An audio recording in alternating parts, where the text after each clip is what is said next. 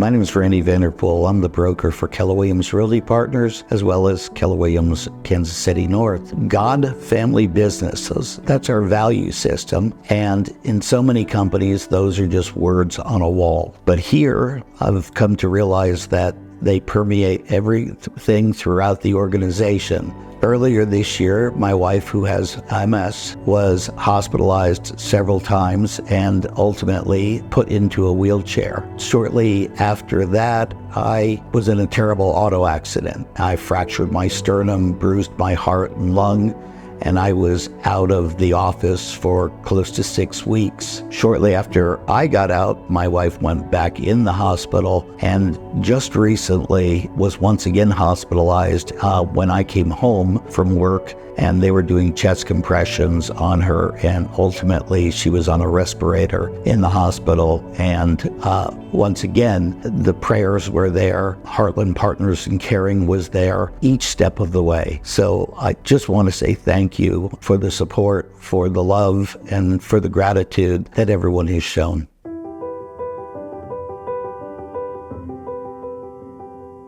My name is Karla Johnson, and I am an agent at the Keller Williams Overlook Park office. Wednesday after Thanksgiving last year, I received a phone call from Family Services asking me if I could take my nephew. I have 3 children of my own. My kids are 21, 19, and 16. My first response was like, of course, but why? And they told me that my sister's husband had drug addiction, and so because of his drug addiction, they had lost their home and they were going to remove the children from the home. And so they were asking if I could take my nephew in with me. And so I asked what's going to happen with the girls, probably going to be placed in foster home. So I immediately went to my children and we had a little meeting, and I told them what was going on. And my son, who's 20 at the time, his immediate response was, Mom, I can change my schedule at work or at school, and I can help with rides. My 19-year-old daughter said I can quit my job and I can help babysitting. I said, guys, but this is a big responsibility. Can we do this? And so my son immediately said, Mom, you've always told us that we're a team. This is how we show up as a team. And so that night, the babies got brought to us, and the little one, Grace, was 2 months old. Then we had Rowan, who was 2 at the time. We had a 3-year-old at the time,